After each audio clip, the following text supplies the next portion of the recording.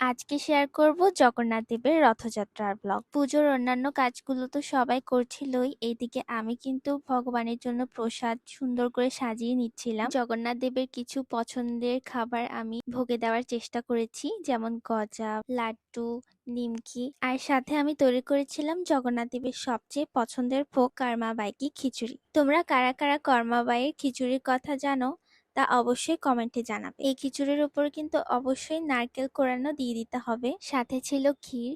আমি সুন্দর করে পরিবেশন করে নিচ্ছিলাম, অ্যান্ড প্রত্যেকটা ভোগের মধ্যে আমি তুলসী পাতা, কর্পূর আর ফুল দিয়ে দিয়েছিলাম।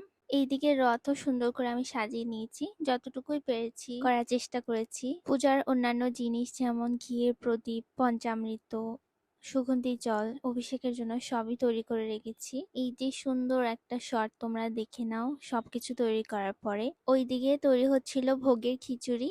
এখন পূজা শুরু হবে। প্রথমে আমরা জগন্নাথ দেবের অভিষেক করে নিব পঞ্চামৃত এবং সুগন্ধি জল দিয়ে। একে একে সবাই অভিষেক শেষ করে। দেখো নীরাও কিন্তু আসছে।